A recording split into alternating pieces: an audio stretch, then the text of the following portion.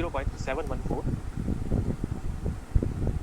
तो यहाँ पे फर्स्ट और सेकंड टर्म तो जीरो हो गई, डिफरेंशिएट करके अब थर्ड टर्म में हम बात करेंगे तो ये आ जाएगी minus over a raise to power 1/3। यहाँ पे आप देखो यहाँ पे क्या है वैल्यू, यहाँ पे वैल्यू है जेड स्क्वायर माइनस जेड। ये जो एक्सप्रेशन है ये एक्सप्रेशन है जेड स्क्वायर माइनस जेड, अगर मल्टीप्लाई कर ले तो अगर इसको डिफरेंशिएट करना तो ये आ जाएगा 2z माइनस 1 प्लस, अब यहाँ पे देखो जब आप डिफरेंशिएट करोगे तो यहाँ प्लस क्यों आएगा, क्योंकि 23.2 हो गया, उसके बाद ये a माइनस 2z है, तो a माइनस 2z करोगे तो यहाँ पे एक 2 तो यहाँ से आएगा और साथ में माइनस 2 की मल्टीप्लाई होगी तो इसीलिए वो माइनस माइनस प्लस कर देगी, तो यहाँ पे वैल्यू आएगी 4, ये हो जाएगा a minus 2z over a equal to 0। इसको अब आप सॉल्व कर लो, यहाँ पे एलसीएम ले लो a, तो ये हो जाएगा माइनस 0। अब मैं जो है जेड निकाल रहा हूँ पहले, अगर आपको जेड की जगह डायरेक्ट जेड अपॉन ए निकालना है तो आप हर एक्सप्रेशन में जेड अपॉन ए को बना सकते हो।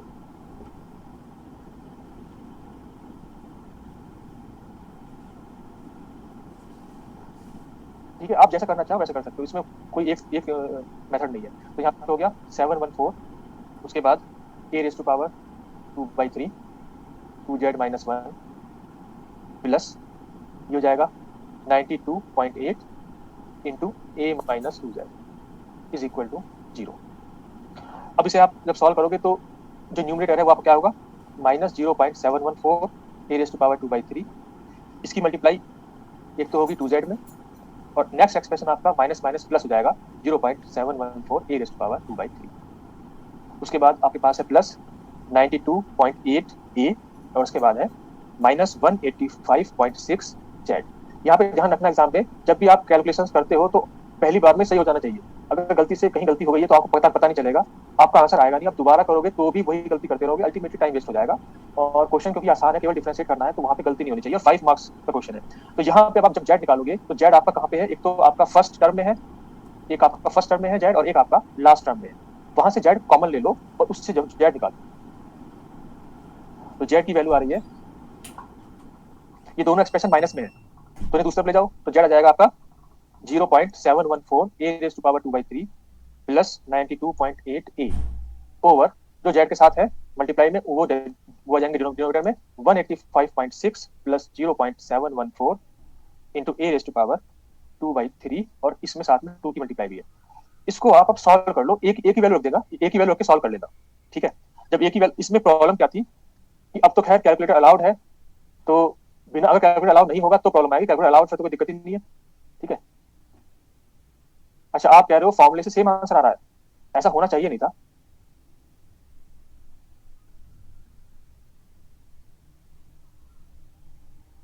क्योंकि देखो जो हमने डिफरेंशिएट किया है उसमें फॉर्मूला देखो, हमारा फॉर्मूला जो अब आया अल्टीमेटली उसमें न्यूमरेटर में दो टर्म आई है, ऐसा ऐसा उस पहले नहीं आया था, तो हो सकता है करीब करीब सेम आंसर आ रहा हो, अप्रोक्सीमेटली सेम, एग्जैक्टली सेम नहीं आना चाहिए। ठीक है, लेकिन ये मैं देख लूंगा, अगर आप कह रहे हो तो सेम फॉर्मूला आ रहा है, सेम आंसर आ रहा है तो लेकिन फॉर्मूला डिफरेंट आ रहा है, देखो फॉर्मूला एग्जैक्टली डिफरेंट आ रहा है, एग्जैक्टली सेम नहीं आ रहा, भले उसमें एक ही वैल्यू रख के आंसर सेम आ रहा हो। ठीक, तो अगर एक ही टर्म्स में हमें आंसर चाहिए होता तो डिफरेंट आता। फिलहाल आप इसे करके देख लेना, अल्टीमेटली इसमें जब रखोगे तो वैल्यू ये आएगी आंसर, ये आएगा 28.547, ये आ गया। तो यहाँ से जब आप जेड अपॉन ए निकालोगे तो ये आएगा 28.547 डिवाइड बाई ए जो कि है 64, तो इससे आंसर आ गया 0.446, या आप कह सकते हो 0.45, तो सी आंसर आ जाएगा। मैं फिर से कह रहा हूँ क्योंकि ये न्यूमेरिकल क्वेश्चन था इसीलिए आपका आंसर सही आ गया है, लेकिन अगर ये आंसर ए में होता इन टर्म्स ऑफ ए तो आंसर डिफरेंट आता। ठीक है, आप उसे करके देखते ना, अपने एक्सप्रेशन में जेड स्क्वायर की जगह जेड जेड जेड माइनस 1 करना, तो आपका एक्सप्रेशन वैसा नहीं आएगा जो हमने याद किया है, क्योंकि न्यूमेरिकल था इसीलिए न्यूमेरिकल में ऑलमोस्ट सेम आंसर आ रहा है। ठीक है, अब हम अगर ये हो गया हो तो नेक्स्ट क्वेश्चन पे चलें, नेक्स्ट स्लाइड पे चलें।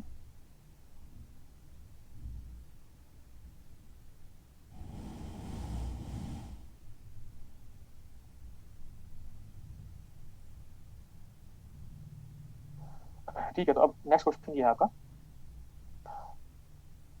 ये है आपका नेट दिसंबर 2014 और पेज नंबर है 25। यहाँ पे जो बाइंडिंग एनर्जी एक्सप्रेशन दिया है वो वही है जो आपने याद किया है, बस यहाँ पे a माइनस 2z का स्क्वायर था और आप यहाँ दे रखा है 2z माइनस a का स्क्वायर, और दोनों एक ही बात है।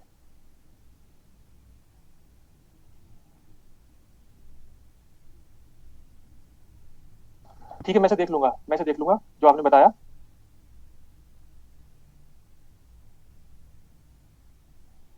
ठीक है। तो यहाँ देखो, तो मैंने कहा कि ये क्योंकि एक्सप्रेशन सेम है तो आप वही फॉर्मूला यूज कर सकते हो जो हमने याद किया था। तो यहाँ पे सीधा हमने लिख दिया z is equal to a by two plus a c upon two asymmetric a raise to power two by three. अब इसमें आप वैल्यूज रख दो और आपको आंसर मिल जाएगा। ठीक है, तो यहाँ पे जो आंसर आ रहा है वो आएगा 84.29। आप लोग करके देख लो। आप जो है ऐसा जो जो भी लोग यहाँ पे हैं वो सबके सब कैलकुलेटर से करके देखें। ऐसा नहीं हो कि ये तो आई जाएगा, ऐसा नहीं करना। तो कैलकुलेटर चलाना भी तो आना चाहिए। गलती से आप जो है डिफरेंट बटन प्रेस करोगे तो गलती से दूसरा भी आंसर आ सकता है। तो कैलकुलेटर की तो प्रैक्टिस होनी चाहिए। तो आप जो यहाँ पे करके देखो और देखो कितना आंसर आ रहा है। तो हमारा जो है यहाँ पे 84 आंसर आ जाएगा। 84.2 को आप 84 लिखोगे तो आपका आंसर सी हो जाएगा। लास्ट स्लाइड ये है, एक बार लास्ट जिनका रह गया है। प्रॉब्लम क्या हो रही है कि जो लोग स्क्रीन शॉट करते हैं वो केवल स्क्रीनशॉट पे फोकस रख रहे हैं। वो सवाल ना क्वेश्चन पढ़ रहे, ना यहाँ पे समझ रहे, ना पेन चला रहे। वो बस ये देख रहे हैं कि स्क्रीनशॉट ले ले और हमारा छूटे ना। उस स्क्रीनशॉट से क्या करोगे? वो स्क्रीनशॉट आपके कंप्यूटर या मोबाइल पे रहेगा, उसका उसने प्रिंट आउट भी करा लिया अपना आपने, तो भी क्या होगा? आपको दिमाग में फिट करना है, ना कि अपने पेपर में। ठीक है, तो वो स्क्रीनशॉट पे फोकस ना करके जो मैं यहाँ पे कह रहा हूँ क्वेश्चन को खुद करें, खुद पेन चलाएं, नहीं तो आप पिछड़ जाओगे औरों से, आपकी प्रैक्टिस नहीं हो पाएगी। तो ये हो गया 84।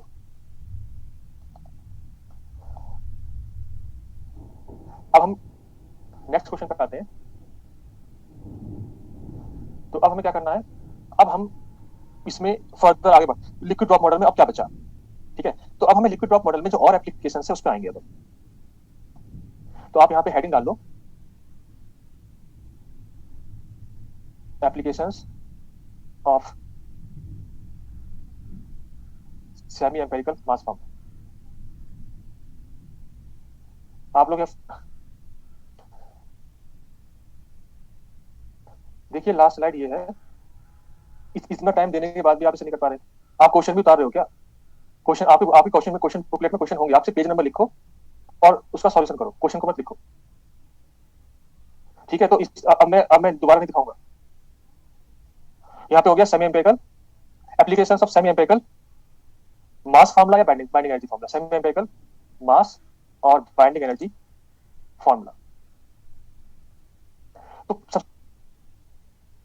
जो हम अभी तक नहीं पढ़ पाए हैं तो वो हम बाद में पढ़ेंगे। वो कौन सी है? जैसे Q value in alpha D के, या Q value in beta D के।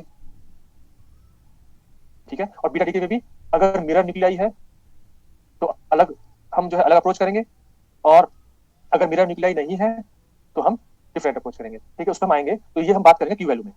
ठीक है, तो ये जो कवर होगा will be covered in Q value of a nuclear reaction. तो कोई भी न्यूक्लियर रिएक्शन है उसमें क्यू वैल्यू क्या होती है? एनर्जी रिलीज और एब्जॉर्ब इन न्यूक्लियर रिएक्शन। अब हमें जो है नंबर थर्ड जो पॉइंट है वो क्या करना है? वो है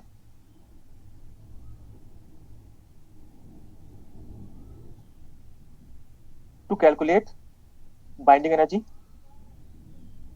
या atomic mass, obviously nuclear mass भी, using semi empirical mass formula. तो क्वेश्चन ऐसा आ सकता है। तो अब ऐसे क्वेश्चन के लिए अब मैं जो है एक क्वेश्चन आपके लिए लिखता हूँ। वो क्वेश्चन बुकलेट में नहीं है, आपको क्वेश्चन लिखना है। ठीक है, तो अब नेक्स्ट स्लाइड पे चलते हैं। सिंपल सी बात है कि अगर आपको बाइंडिंग एनर्जी निकालनी है तो बाइंडिंग एनर्जी एक्सप्रेशन आपका ए, मास नंबर ए और एटॉमिक नंबर जेड के टर्म्स में है, और बाकी सब कांस्टेंट्स हैं। तो आपको कांस्टेंट्स की वैल्यू दे देगा क्वेश्चन में, और आप जो है उसमें रख के वैल्यूज आप निकाल सकते हो। तो अब इसके लिए क्वेश्चन हमें ये लिखना है, using semi empirical binding energy formula, calculate calculate number a binding energy of calcium 40, number b atomic mass of calcium 40। आपको ये निकालना है। और यहाँ पे गिवन है वॉल्यूम एनर्जी के करस्पॉन्डिंग जो कांस्टेंट है उसकी वैल्यू, सरफेस एनर्जी वाली वैल्यू, उसके बाद एसी की वैल्यू है, एसिमेट्रिक एनर्जी की वैल्यू ये है 19, और साथ में पेयरिंग एनर्जी की वैल्यू है 34। यहाँ पे 34 क्यों, प्लस का 34 क्यों है? क्योंकि ये वैल्यू दे रखी है फॉर इवन इवन न्यूक्लियाई। आपका न्यूक्लियाई इवन है, इवन जेड, इवन एन, और साथ में आपको मास ऑफ हाइड्रोजन एटम भी दे रखा है 1.0078। ये क्यों दे रखा है? क्योंकि आपको एटॉमिक मास निकालना उसके लिए। और यहाँ पे मास ऑफ नाइट्रोजन दे रखा है।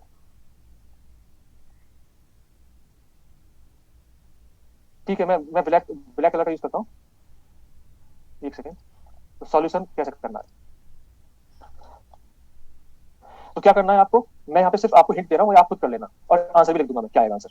यहाँ पे क्या करना है, बाइंडिंग एनर्जी का जो एक्सप्रेशन है वो आपको जो याद है वो लिख लो, या हो सकता है वो क्वेश्चन में दे दे। तो ये बाइंडिंग एनर्जी एक्सप्रेशन है, इसमें इन सभी की वैल्यू रखनी है और आपको आंसर निकाल लेना है, बस इतना ही करना है। बस इसमें बस ड्रॉबैक यही है कि इसमें बहुत सारी कैलकुलेशन है, बहुत सारी मल्टीप्लाई डिवाइड है, वहां पे गलती नहीं होनी चाहिए।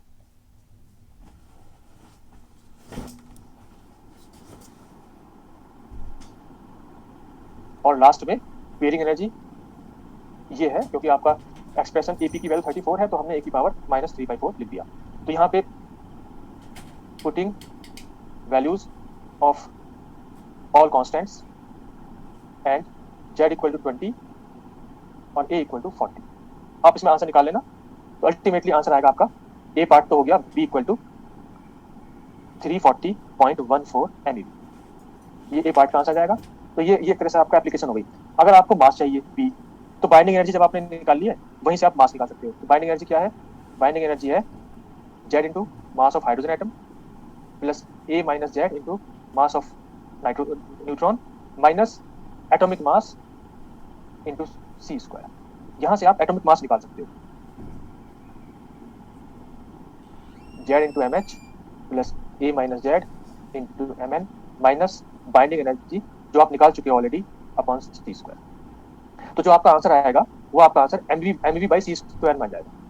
ठीक, तो ये जो आंसर आएगा ये कैलकुलेट कर लेना, ये आएगा आपका 37225.374। ठीक है, 37,225। आप समझ रहे हो क्यों ऐसा क्यों आ रहा है? कोई कुछ सोचेंगे कि इतना ज्यादा क्यों आएगा, कैसा आएगा? क्योंकि एक प्रोटॉन और एक न्यूट्रॉन का कितना होता है मास, अप्रोक्सीमेटली आपको मैंने याद कराया था, प्रोटॉन का होता है 938.3 और न्यूट्रॉन का होता है 939.6। तो ये ऑलमोस्ट 1000 है अगर देखें, और आपके पास कितने न्यूक्लियॉन है 40, तो 40,000 से थोड़ा कम आएगा आंसर, तो 37,225 आ गया। ठीक है, तो इस तरह से आप इस अप्रोच करोगे। तो अब हम नेक्स्ट स्लाइड पे चल रहे हैं। अब हमें करना है नेक्स्ट एप्लीकेशन। नेक्स्ट एप्लीकेशन है मास पैराबोला। तो मास पैराबोला कैसे करेंगे,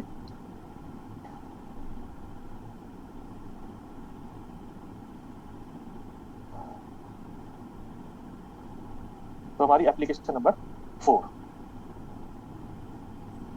एप्लीकेशन नंबर 4 है मास पैराबोला। इस एप्लीकेशन कह लो या एक तरह से आर्टिकल कह लो, मास पैराबोला। और ये किसके लिए है, stability of nuclei against beta DK.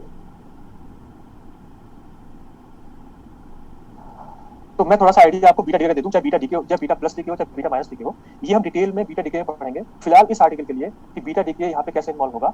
अगर आपका कोई न्यूक्लियाई है और ये न्यूक्लियाई रेडियो एक्टिव है, और ये रेडियो एक्टिव का मतलब अनस्टेबल है, तो ये स्टेबल होने के लिए बीटा पार्टिकल एमिट कर रहा है, तो लेट्स से बीटा माइनस। अगर बीटा माइनस डीके हुआ है तो इसमें हुआ क्या, इसमें आपका जो पेरेंट न्यूक्लियाई है वो डॉटर न्यूक्लियाई में चेंज हुआ, mass number remain same and Z is increase by 1। Z 1 increase हुआ है, क्यों? क्योंकि यहाँ पे चार्ज मास नंबर कंसिडर करना है, mass number and atomic number कह लो या चार्ज कहते हैं, इज कंजर्व। अब हम ये कह रहे हैं कि अगर मान लो वाई भी अनस्टेबल है, अगर मान लो वाई भी अनस्टेबल है तो वाई फर्दर डीके होगा, emitting beta minus beta plus etcetera, और may be alpha decay, alpha से भी हो सकता है। तो यहाँ पे क्या हुआ, Z is increased by 1, Z is increased by 1 and A remains same, A remains same. इसी तरह से अगर आप बात करो बीटा प्लस डीके की, तो यहाँ पे वाई मिलेगा with same A, beta plus simple positron होता है and beta minus simple electron होता है। अच्छा ठीक है, और यहाँ पे क्या आएगा प्लस न्यूट्रिनो, ठीक है। तो यहाँ पे क्या हुआ, अगर हम यहाँ पे एटॉमिक नंबर जेड देखें तो लेफ्ट साइड में जेड की वैल्यू जो है वो जेड है, तो राइट साइड में भी चार्ज कंजर्व करने के लिए this should be Z minus one, तो यहाँ हो जाएगा Z is decreased by one. यहाँ पे मैं ये कहना चाहूंगा कि जिनके पास मोबाइल है और जिन्हें छोटा दिख रहा है, तो आप लैंड स्लाइड में कर लो उसे, रोटेट करके लैंड स्लाइड में अगर देखोगे तो हो सकता है आप सीधे देख रहे हो तो छोटा दिखेगा, लैंड स्लाइड में करोगे टिल्ट मतलब रोटेट कर लो मोबाइल को उसे, तो आपका जो है बड़ा स्क्रीन दिखेगा। यहाँ पे हो जाएगा ए रिमेन सेम।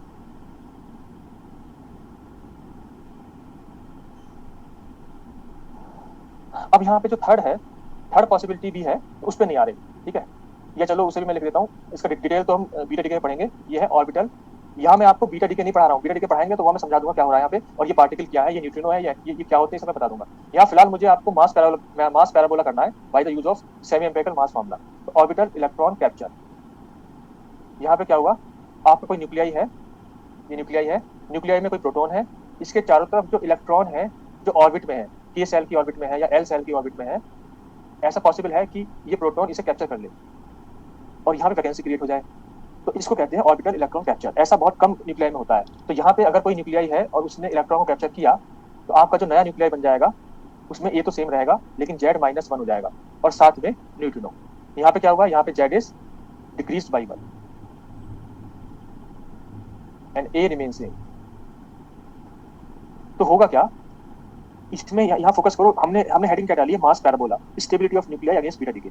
तो जो मास, अगर मास की बात करें तो जो mass of the parent nuclei है जो कि एक्स यहाँ पे है, उसका मास डिक्रीज होगा क्योंकि वो उसे स्टेबल होना है, उसका मास डिक्रीज होगा और एक्स्ट्रा जो मास है वो एनर्जी में कन्वर्ट होगा। तो यहाँ पे जितनी भी एनर्जी रिलीज हो रही है बीटा डीके में वो सभी पॉजिटिव होगी, यानी कि एक्सोथर्मिक रिएक्शन है ये और एनर्जी रिलीज होगी। तो mass is decrease and extra mass is converted into energy. यहाँ पे ये जो आपको ये नहीं पता के सेल क्या है, यहाँ पे के एल एम एन ये सब एटॉमिक में पढ़ते हैं ना। के सेल में इलेक्ट्रॉन्स होते हैं 1s2, के में क्या हो, ये फर्स्ट ऑर्बिट है 1s2, सेकंड ऑर्बिट है ये n इक्वल टू 1 है, ये n इक्वल टू 2 है, तो इसे के एल एम एस इस तरह से कहते हैं 2s2 2p6, ठीक है। तो बाहर जो ऑर्बिट है उसमें जो इलेक्ट्रॉन रिवॉल्व कर रहा है उसको कैप्चर कर लेगा। तो यहाँ पे जो एक्स न्यूक्लियाई है उसमें जो एक प्रोटॉन है उसने इलेक्ट्रॉन कैप्चर किया, अपने आप न्यूट्रॉन में चेंज हो गया इनसाइड न्यूक्लियाई से फिनोमेना हो रहा है, इसलिए न्यूक्लियर रिएक्शन है ये, ठीक है। तो ये हो गया अल्टीमेटली जेड किस तरह चेंज हो रहा है, और ये तब तक चेंज होता रहेगा जब तक कि आपको स्टेबल एंड प्रोडक्ट ना मिल जाए। अगर मान लो आपका एक्स न्यूक्लियाई अनस्टेबल है, इससे वाई मिला, वाई भी अनस्टेबल है, उससे कुछ और मिलेगा, लेट्स से आर अनस्टेबल है, उससे मान लो एस मिला, और ये तब तक होता रहेगा जब तक कि आपको स्टेबल एंड प्रोडक्ट ना मिल जाए। यहाँ पे मान लो आपके पास एम आ गया, स्टेबल एंड प्रोडक्ट, इसे हम कहते हैं रेडियोएक्टिव सीरीज, ठीक है। अब हम मास पैराबोला पे आते हैं।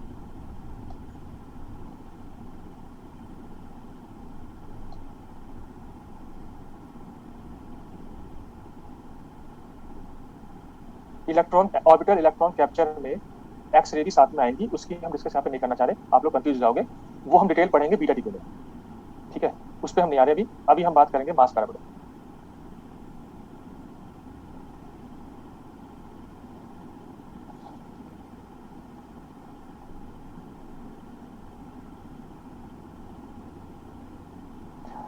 तो हमने जो है एटॉमिक मास, अब मैं यहाँ पे एटॉमिक मास लिख रहा हूँ, एटॉमिक या न्यूक्लियर दोनों एक ही बात है, बस यहाँ बस एमएच और एमपी का अंतर है। तो एटॉमिक मास मैंने लिखा, atomic mass is equal to Z MH, ये आपका एटॉमिक मास है, plus A minus Z M N minus binding energy upon C square. तो यहाँ पे आप लिख सकते हो, अब यहाँ पे आप क्या करेंगे, मास में सी स्क्वायर के तो मल्टीप्लाई कर दो, हर एक टर्म को एनर्जी में कन्वर्ट कर दो, और जो आपका बाइंडिंग एनर्जी है उसमें सभी वैल्यूज रख दो, बाइंडिंग एनर्जी की एक्सप्रेशन की बाइंडिंग एनर्जी है उसकी सभी वैल्यूज रख दो, वॉल्यूम एनर्जी, सरफेस एनर्जी। तो जो वॉल्यूम एनर्जी पॉजिटिव थी वो तो माइनस हो जाएगी और जितने भी माइनस वाली थी वो पॉजिटिव हो जाएंगी, तो आपको ये मिल गया। तो वॉल्यूम एनर्जी नेगेटिव हो गई क्योंकि नेगेटिव साइन है साथ में, और जितनी नेगेटिव वाली है वो पॉजिटिव हो गई, तो आपने पूरा मास लिख लिया। ये किसी भी न्यूक्लियस के लिए मास है जिसमें मास नंबर ए है और जेड आपका एटॉमिक नंबर।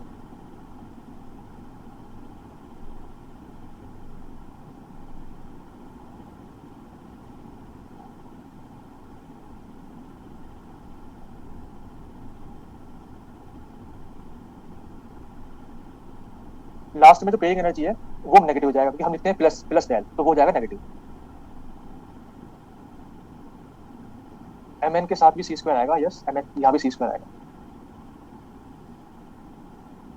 ठीक है, सी स्क्वायर, हाँ सी स्क्वायर आएगा, तो मास में सी स्क्वायर मल्टीप्लाई कर दो, mn के साथ भी सी स्क्वायर कर लो, अल्टीमेटली ये मास आ गया। अब यहाँ पे क्या करना है, यहाँ पे देखो हमारे पास इस मास की 3 पॉसिबल वैल्यू हो सकती है, क्यों? क्योंकि जो लास्ट वाला पेयरिंग टर्म है उसकी 3 पॉसिबल वैल्यू है। The value of del is equal to AP a raised to power minus 3/2, किसके लिए? फॉर E1Z E1N, इसका मतलब हो गया A equal to E1, mass number E1 के लिए। उसके बाद इसकी वैल्यू 0 होगी फॉर E1Z ऑड N या ऑड Z E1N, इसमें A की वैल्यू ऑड होगी। और लास्टली जब आपकी दोनों ही अनपेयर्ड हैं, ऑड Z ऑड N, ये भी आपका A इक्वल टू E1 के लिए। तो कहने का मतलब ये है कि आपको जो है 2 वैल्यूज मिल रही है, किसकी? मास की, 2 values of mass for E1A, और केवल एक वैल्यू मिल रही है A और E।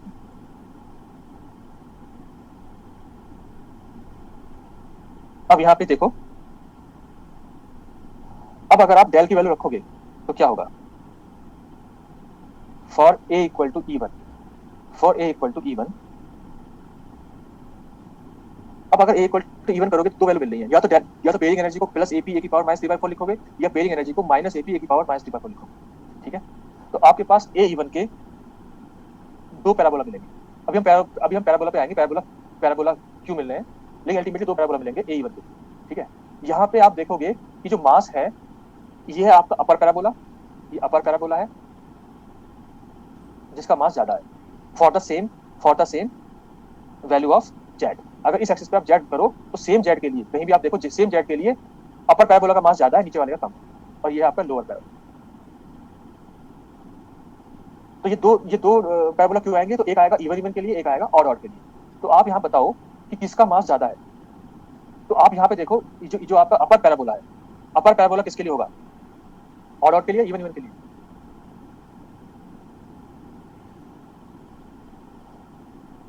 ऑड ऑड के लिए। देखो यहाँ पे देखो, अपर पैराबोला होगा ऑड ऑड के लिए, ऑड जेड ऑड एन। क्यों? क्योंकि इसके लिए जो आपकी डेल की वैल्यू वो नेगेटिव है, और मास पैराबोला में जब आप इस नेगेटिव को रखोगे, मास पैराबोला नेगेटिव तो नेगेटिव नेगेटिव हो जाएगी पॉजिटिव।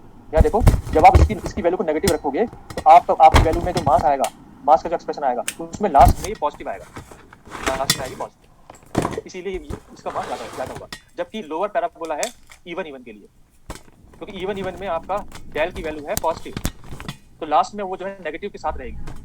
इस पॉजिटिव की वैल्यू को रखोगे तो आपका मास की जो वैल्यू आएगी लास्ट में जो चेंज आएगा सिर्फ लास्ट वाले टर्म्स की वजह से आएगा, तो लास्ट में वो नेगेटिव हो जाएगा, बाकी सब टर्म सेम है, सिर्फ लास्ट वाली टर्म नेगेटिव आएगी। इसीलिए आपके पास 2 वैल्यू आई मास की, एक में pairing energy with positive sign, एक में नेगेटिव।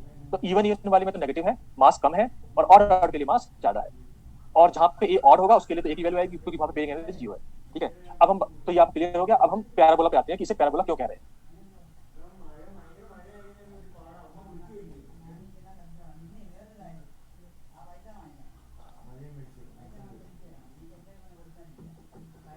तो हम नेक्स्ट स्लाइड पे चल रहे हैं।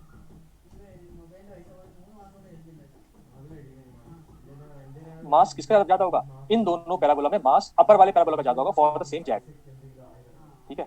क्यों? क्योंकि उसमें पेयरिंग एनर्जी लास्ट में पॉजिटिव है, बाकी सब टर्म्स तो सेम है, सिर्फ पेयरिंग एनर्जी का डिफरेंस है, वो पॉजिटिव होगी, विद पॉजिटिव साइन लिख रहे हैं हम, ठीक है।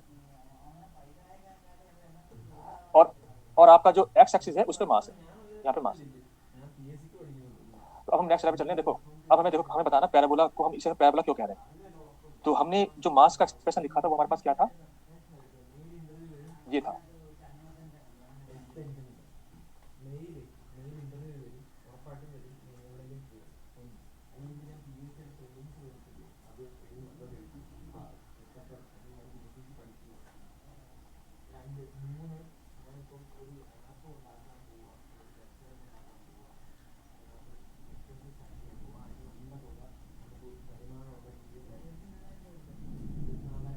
ये हमारे पास इक्वेशन नंबर फर्स्ट है। अब आप क्या करो, this can be written as, तो यहाँ पे आप इसे क्या लिख सकते हो, mass is equal to function of A, अभी अभी हमने न्यूमेरिकल किया था गेट वाला, उसमें भी ये लिखा था फंक्शन ऑफ ए। तो हम यहाँ पे कुछ एक्सप्रेशन ऐसे हैं जो केवल ए का फंक्शन है, जेड से इंडिपेंडेंट है, उसे हमने लिख दिया फंक्शन ऑफ ए। कुछ यहाँ पे एक्सप्रेशन ऐसे हैं जो जो जो जेड के मल्टीपल है, जेड की पावर 1 के कोफिशिएंट है, तो जेड की पावर 1 का जो कोफिशिएंट है उसे हमने लिख दिया क्यू। और तीसरा हमने लिखा आर जो कि जेड स्क्वायर कोफिशिएंट है, वेयर एफ ए की वैल्यू क्या होगी, एफ ए में वो वाले सब टर्म्स आएंगी जो सिर्फ ए पे डिपेंड करते हैं, जैसे कि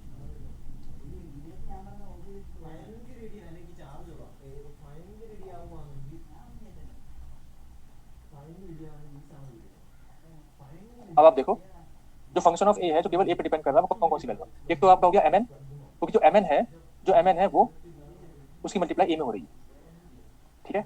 उसके बाद आपका ए वी है माइनस के साथ, फिर आपका एक यहाँ पे जब आएगा, जब आप ए माइनस टू जेड को स्क्वायर खोल लोगे तो इसमें एक्सपेंड करोगे तो यहाँ पे जेड से इंडिपेंडेंट टर्म आएगी, यहाँ पे फर्स्ट ए हो जाएगा, ए माइनस टू जेड का स्क्वायर हो जाएगा ए स्क्वायर, तो ए स्क्वायर अपॉन ए तो वो ए हो जाएगा, ठीक है, वो भी फंक्शन ऑफ ए है। और लास्ट में जो डेल है वही फंक्शन ऑफ ए, तो ये हो गया आपका फंक्शन ऑफ ए। अब हम बात करें क्यू की, तो आपका जो क्यू है उसकी वैल्यू क्या है, क्यू है आपका कोफिशिएंट ऑफ जेड जो भी जेड का मल्टीपल है। तो एक तो हो गया -4 ये सिमेट्रिक माइनस एक आएगा एम एन सी स्क्वायर और यहाँ पे है एम एच सी स्क्वायर, ये हो गया, ठीक है, ये हो गया आपका क्यू। इस ब्रैकेट को आप हटा भी सकते हो, अगर आप ब्रैकेट को हटाना चाहो तो हटा सकते हो। तो अगर ब्रैकेट को आपने हटा दिया तो आप कह सकते हो कि सेकंड टर्म नेगेटिव है, थर्ड टर्म पॉजिटिव है। तो यहाँ पे जेड के मल्टीपल ये हो गए। उसके बाद जो आर है वो है आर स्क्वायर कोफिशिएंट, वो हो जाएगा 1/a a c a raise to power 2/3 plus 4 a symmetric, ये हो गया।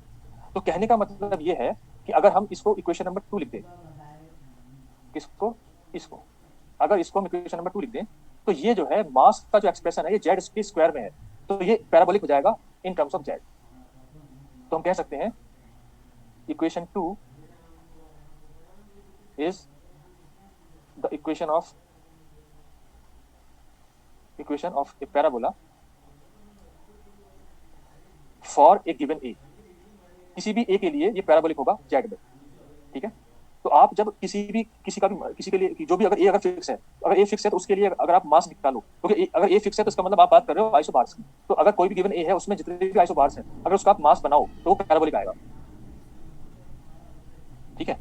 तो अल्टीमेटली, और अगर इस एक्सप्रेशन को आप डिफरेंशिएट कर दो तो आपको जो है मोस्ट स्टेबल आइसोबार मिल जाएगा। जितने भी आइसोबार हैं जिनका ए सेम है उसके लिए आप अगर जेड को वैरी करोगे तो आपको पैराबोलिक जो है कर्व मिलेगा। और अगर आपको मोस्ट स्टेबल आइसोबार चाहिए तो उसको डिफरेंशिएट करके आप मोस्ट स्टेबल आइसोबार निकाल सकते हो। आप लिख सकते हो फॉर मोस्ट, यहाँ पे ए गिवन ए के लिए लिख सकते हो आइसोबार्स, और आप कह सकते हो for most stable isobar del m over del z for a given a is equal to 0। तो ये आप इसे, हम ऐसे क्वेश्चन कर चुके हैं। अल्टीमेटली अब हम पैराबोला बना लेते हैं। तो अब हम यहाँ पे दो पैराबोला बनाएंगे, दो एग्जांपल लेंगे, एक जिसमें मास नंबर ऑड होगा और दूसरा जिसमें मास नंबर इवन होगा।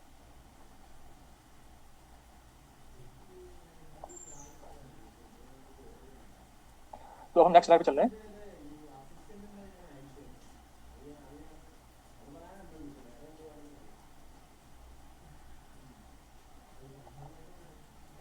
तो अब हम बात कर रहे हैं ऑड ए इक्वल टू 135। तो कोई अगर हम मास नंबर 135 लें तो उसके करस्पॉन्डिंग जो हमारे एलिमेंट्स होंगे आइसोबार्स वो उसे हम बनाएंगे, ठीक है।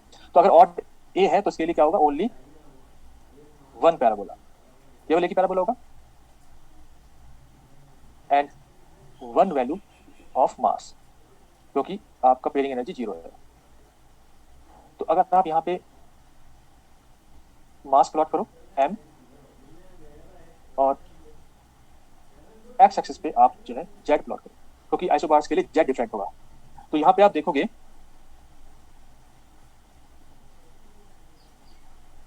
मान लो यहाँ पे है आपका, मैं पहले आप बना देता हूँ पैराबोला, लेट्स से पैराबोला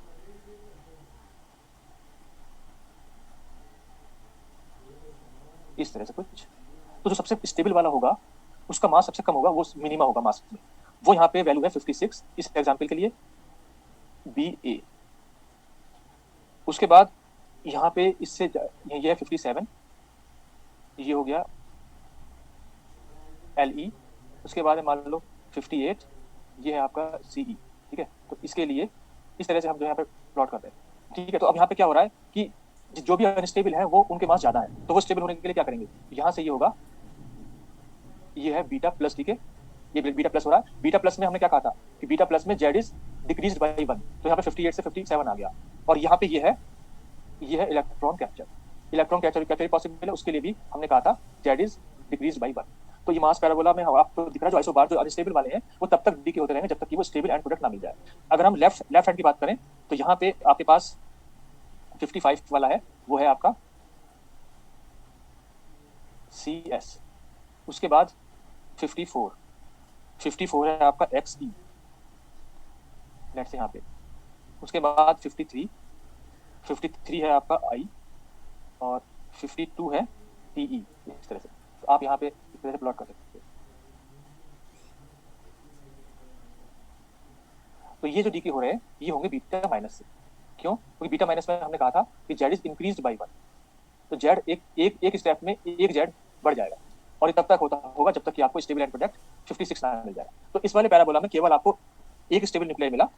तो यहाँ पे हमें दिख गया कि फॉर A इक्वल टू 135, इससे आप फॉर्मूले से भी कर सकते हो जो हमारा फॉर्मूला था, A इक्वल टू 135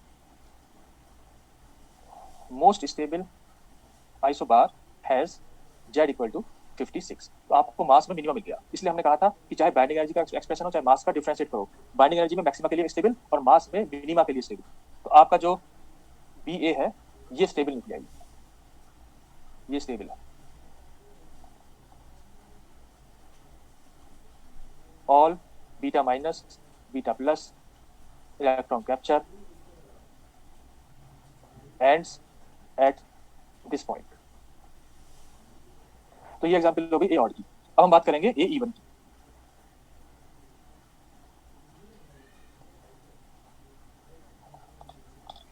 तो हम नेक्स्ट स्लाइड पे चलें।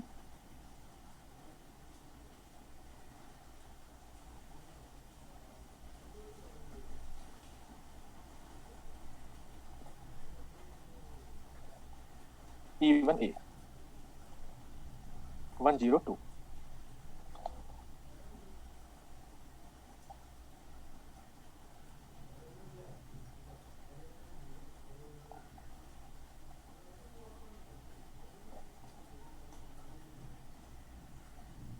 यहाँ पे हमने जैसे कहा था कि आपको दो पैराबोला मिलेंगे। Let's say first is this and second is this. और ये हम कह चुके हैं कि ये जो पैराबोला है अपर वाला ये है ऑड जेड ऑड एन के लिए, यानी जितने भी न्यूक्लियाई जिनका मास नंबर ए है पर लेकिन जेड और एन दोनों ही ऑड है। और ये जो होगा वो होगा इवन जेड इवन एन के लिए। तो पेयरिंग एनर्जी आपकी ऑड के लिए तो नेगेटिव है, जिससे कि मास में पॉजिटिव साइन मिलेगा, और यहाँ पे पेयरिंग एनर्जी आपकी पॉजिटिव है जिससे कि मास में नेगेटिव साइन मिल जाएगा।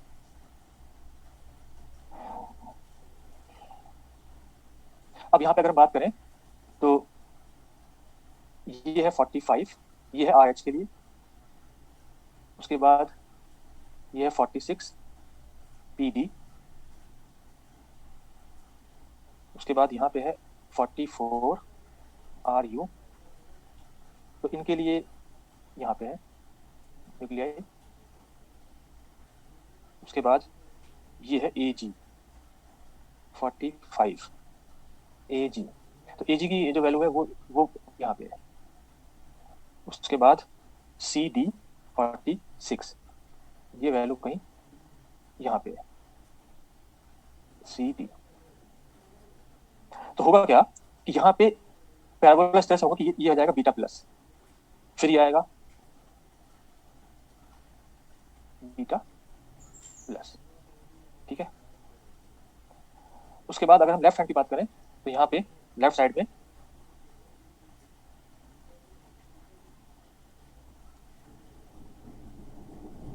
नहीं, मैंने गलत लिखा गया 46, नहीं गलत है, वो गलत लिखा गया 47 होगा, ये गलत है। इसे लिख लो आप 46 PD हो गया, 48 है, 47 48 ये होगा। ठीक है। अब है हमारे पास TE, यानी कि यहाँ पे आएगा TE। दिक्कत क्या है कि डायग्राम बनाने बहुत देर लग रही है। एक सेकेंड। ये हो गया आपके 43 TE। तो 43 वाला आपका कहाँ पे है?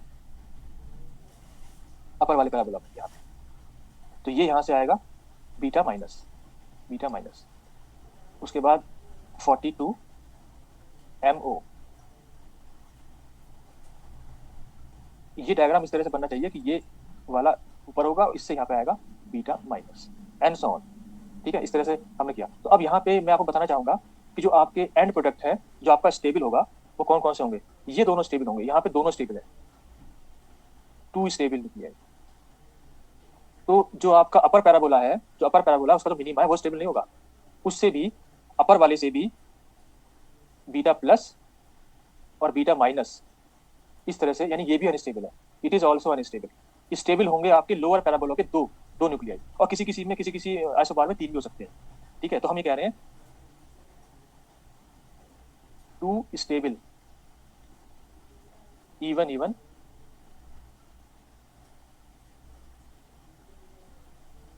आइसोबार्स। तो आपको 2 स्टेबल मिल गए इवन वाले न्यूक्लियाई में, जो लोअर पैराबोला है उसमें स्टेबल मिलेंगे। और यहाँ पे आप लिख सकते हो कि in few cases 3 stable even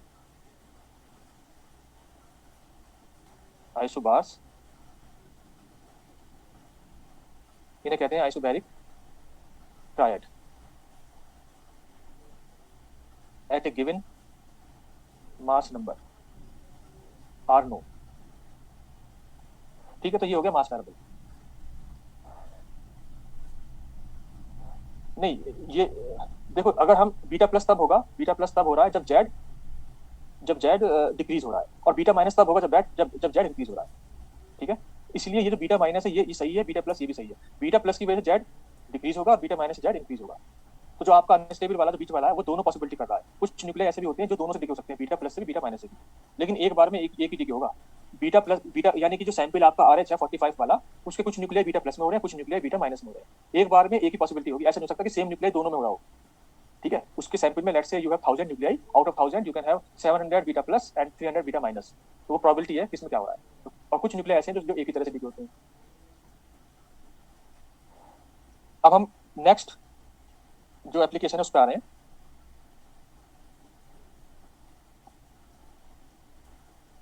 हमारी एप्लीकेशन ये कौन सी थी, नंबर 4। तो number 5th application, number 5th application है मास डिफरेंस बिटवीन मिरर न्यूक्लियाई। यानी आपके पास 2 मिरर न्यूक्लियाई हैं, उनमें मास का डिफरेंस निकालना है। और यहाँ पे जो हम बात करेंगे वो उन न्यूक्लियाई करेंगे जिनका ए ऑड होगा। इनके लिए फॉर्मूला ड्राइव कर रहे हैं। ठीक है, तो हमारे पास एग्जाम्पल इसकी कितनी, कौन सी मिरर न्यूक्लियाई की, for example lithium 7 3 and Be7 4। तो एक एग्जाम्पल ये है। एग्जाम्पल दूसरी हो सकती है बोरोन 11 एंड कार्बन 11, ये हो सकती है। ठीक है, इसके अलावा हो सकती है सिलिकॉन 29 एंड फॉस्फोरस 29। तो मैंने आपसे कहा था कि मिरर न्यूक्लियाई की जो कुछ प्रॉपर्टीज है वो मैंने आपको याद कराई थी फॉर ए ऑड। ठीक है, तो ए ऑड की प्रॉपर्टीज मैंने कहा था कि मिरर न्यूक्लियाई में जो ए है वो होता है 2Z प्लस माइनस 1, और जो जेड के डिफरेंस होते हैं Z1 माइनस Z2, वो डिफरेंस 1 का होता है। तो अगर मॉड कर दें तो +1 हो जाएगा, ये जाएगा +1 का। और यहाँ से a माइनस 2Z का स्क्वायर कर दे तो वो भी 1 होगा। ठीक है, और साथ में मैंने आपसे कहा था कि Z1 square minus Z2 square की वैल्यू a होगी अगर Z1 Z2 से ज्यादा है। तो ये सब आपकी प्रॉपर्टीज हैं फॉर मिरर न्यूक्लियाई। और मिरर न्यूक्लियाई होता क्या है, जिसमें number of protons in one is equal to number of neutrons in other. तो अब यहाँ पे सेमी एम्पिरिकल मास फार्मूला का हम एप्लीकेशन करेंगे।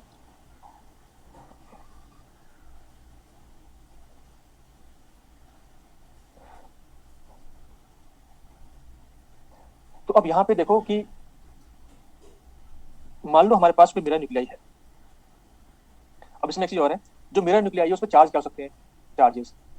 तो अगर mass number Z, atomic number Z है, तो चार्ज क्या हो सकते हैं, या तो आप लिखोगे चार्जेस में भी ZE and Z minus 1E, क्योंकि जेड का एक का डिफरेंस, जेड का डिफरेंस 1 का होगा। तो या तो आप लिखोगे ZE या Z माइनस 1E, या लिखोगे ZE एंड Z प्लस 1। तो आप एक्सप्रेशन में, मिरर न्यूक्लियाई के एक्सप्रेशन में एक के लिए जेड और दूसरे के लिए Z माइनस 1 भी लिख सकते हो, एक के लिए जेड दूसरे के लिए Z प्लस 1 भी लिख सकते हो, क्योंकि जेड का डिफरेंस 1 का है।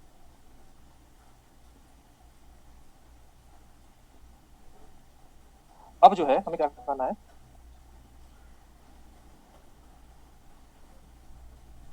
अब हम बात कर रहे हैं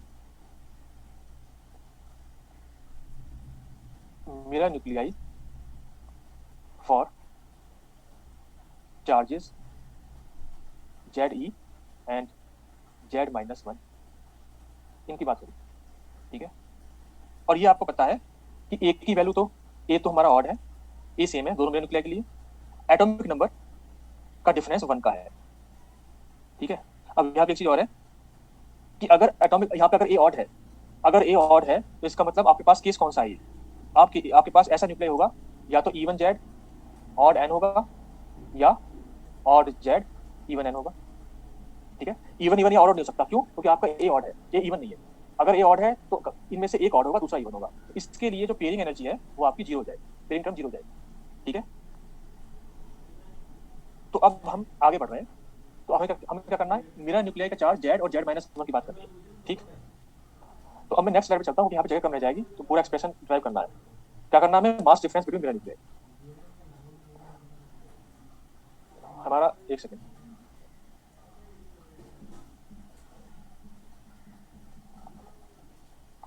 मैं स्लाइड इसमें जोड़ लूँ जरा।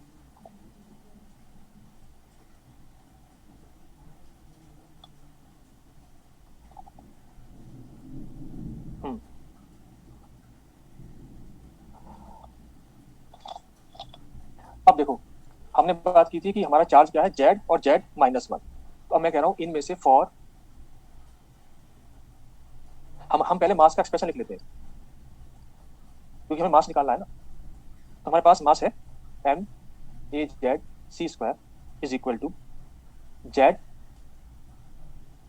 मास ऑफ हाइड्रोजन एटम, यहाँ पे मास ऑफ प्रोटॉन भी हो सकता है, फॉर न्यूक्लियर मास। तो ये डिपेंड करेगा कि आप न्यूक्लियर मास का डिफरेंस निकालना चाह रहे हो या एटॉमिक मास का। प्लस n का मतलब है number of neutrons, n into mass of neutron into C²। यहाँ पे जो n है वो है A-Z, नंबर ऑफ न्यूट्रॉन्स।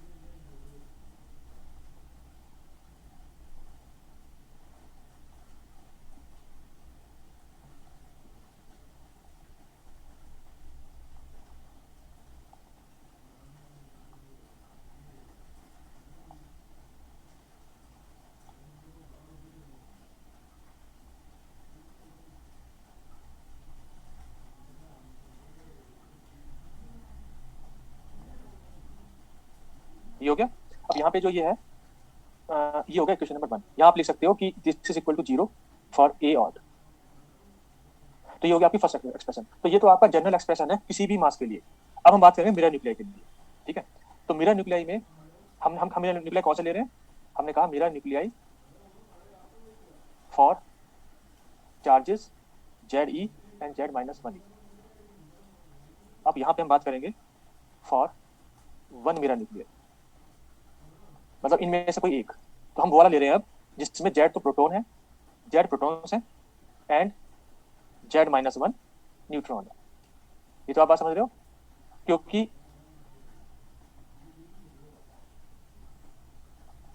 अगर टोटल आपका देखो क्या है, यहाँ पे जो है ए की जो वैल्यू होगी, ए की वैल्यू दोनों का एडिशन होगी, ए की वैल्यू होगी 2Z-1, ठीक है।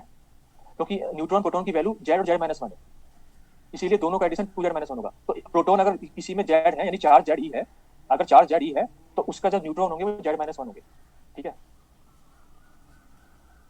तो यहाँ पे आप क्या करोगे, पुटिंग इन फर्स्ट क्या करना है, जेड की जगह जेड रहने देना है, और एन की जगह इसको, ये एन है, ये एन है, एन की जगह Z-1 रखना है। तो आपका वैल्यू आएगी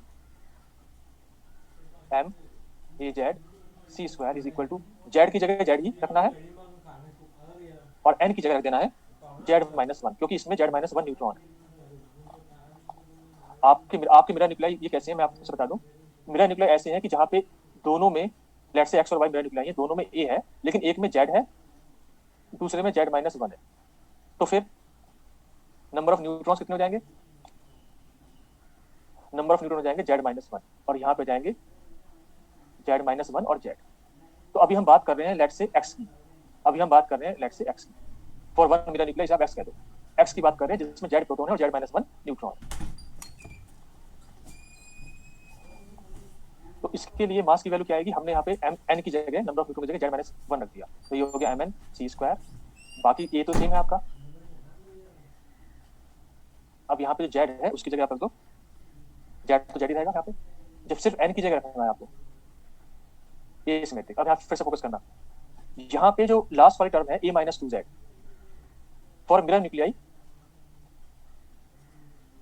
ए माइनस टू जेड का जो स्क्वायर होगा वो हमेशा वन होगा। तो ये जो आपका ये टर्म है इसमें हमेशा ये वन आएगा, ए माइनस टू जेड का square will be equal to one.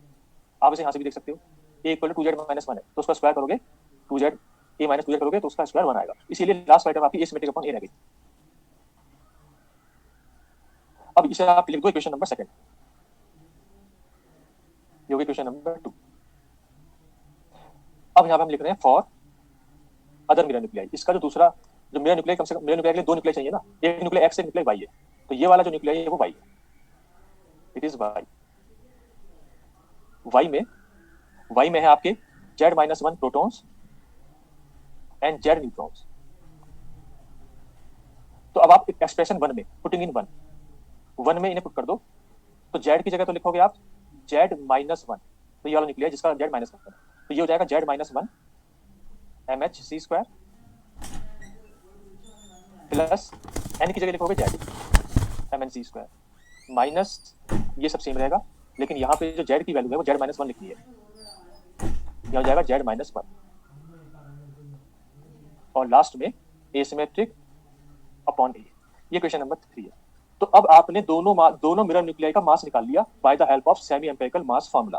क्या करोगे अब, हमें क्या करना है, हमें दोनों का डिफरेंस करना है, क्योंकि हमने हेडिंग डाली थी, हमने हेडिंग क्या डाली थी, मास difference between mirror nuclei.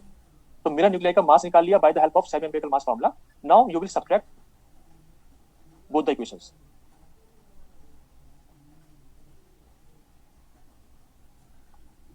To get mass difference,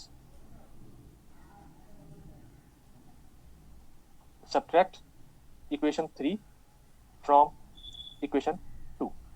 तो अब हम नेक्स्ट स्लाइड पे चल रहे हैं।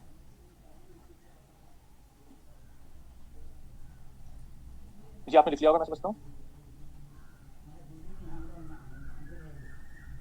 तो अब आप सब्ट्रैक्ट करो, ठीक है, तो ये आएगा m a z c square minus m a z minus one c square equal to, तो जब आप सब्ट्रैक्ट करोगे तो जो आपकी फर्स्ट टर्म है उसमें क्या होगा, ये आ जाएगी, देखो मैं फर्स्ट फ्लैश लाइट दिखा रहा हूँ। जब आप सब्ट्रैक्ट करोगे तो देखो फर्स्ट टर्म को सब्ट्रैक्ट करो, फर्स्ट टर्म में ऊपर है जेड एम एच और नीचे है z minus one m h, ठीक है। तो जब सब्ट्रैक्ट करोगे तो यहाँ पे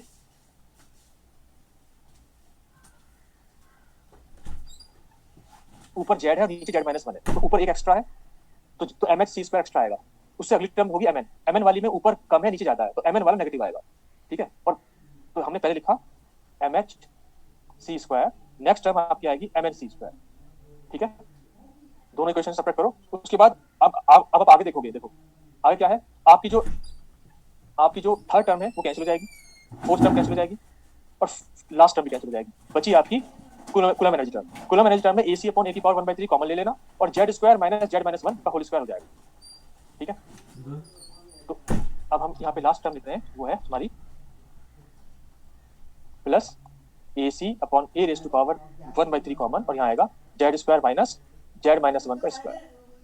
इसे आप सॉल्व कर लो, ये आंसर आएगा आपका MH C square minus MN C square plus AC upon A raise to power 1/3, और इसकी वैल्यू आ जाएगी 2Z माइनस वन।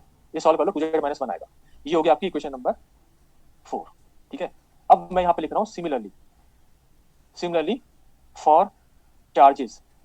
अब की बार आप चार्ज ले लो Z plus one e and Z e, पहले आपने लिया था Z और Z माइनस वन, अब की बार ले लो Z प्लस वन और Z। जब इससे करोगे तो जो डिफरेंस आएगा, इससे करोगे तो डिफरेंस आएगा m a z plus one c square minus m a z is equal to, ये हो जाएगा आपका m h c square minus m n c square plus a c upon a raise to power 1/3। अब की बार यहाँ पे आएगा 2Z plus one. 2Z plus one क्यों आएगा, तो अब की बार डिफरेंस होगा Z प्लस वन का स्क्वायर माइनस जेड स्क्वायर, ये आएगा। ये क्वेश्चन नंबर 5। अब आपको पता है for a pair of mirror nuclei 2Z plus minus one will be equal to A। तो आपका चाहे क्वेश्चन नंबर 4 हो चाहे क्वेश्चन नंबर 5 हो, 2z-1 हो चाहे 2z+1, उसे आप ए लिख सकते हो। इसमें जो रिंकू है वो आप वीडियो बंद कर दो, ठीक है।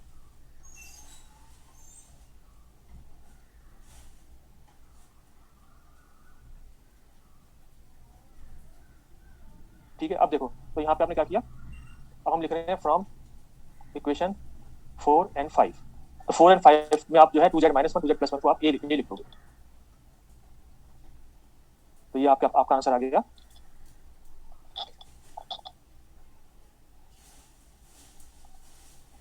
MAZ।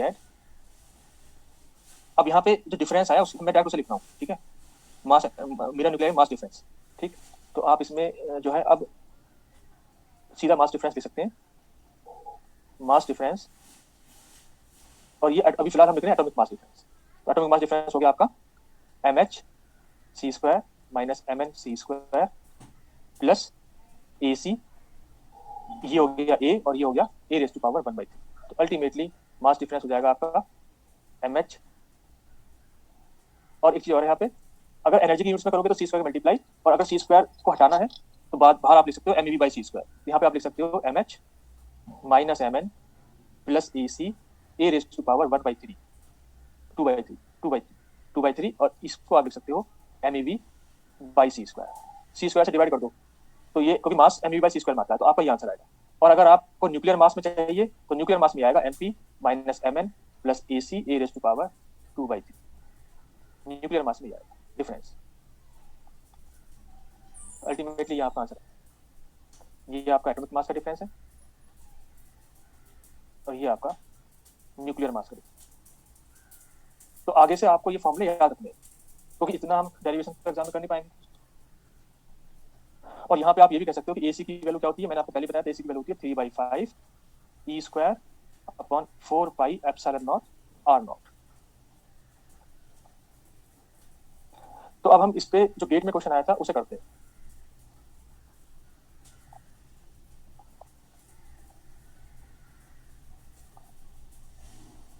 ठीक है, अगर आप लिख लिया तो आगे चलें।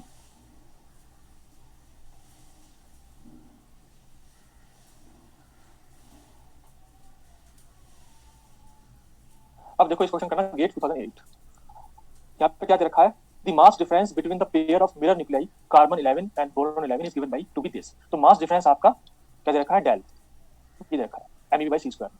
According to the semi empirical mass formula the mass difference between the pair of mirror nuclei, अगर आपको चाहिए F17 और ऑक्सीजन 17 में, विल बी अप्रोक्सीमेटली, आपको कार्बन और बोरोन का दे रखा है और फ्लोरीन और ऑक्सीजन का चाहिए, और यहाँ पे MP और Mn का मास दे रखा है। तो अगर Mn और MP का मास दे रखा है, इसका मतलब ये न्यूक्लियर मास का डिफरेंस पूछ रहा है, क्योंकि इसमें MP दे रखा है ना कि MH। ठीक है, तो अब क्वेश्चन ये है कि न्यूक्लियर मास का डिफरेंस का फॉर्मूला क्या हो गया। तो मास डिफरेंस का फॉर्मूला है आपके पास, अच्छा पेज नंबर, एक सेकेंड, पेज नंबर है ये 21, पेज नंबर 21।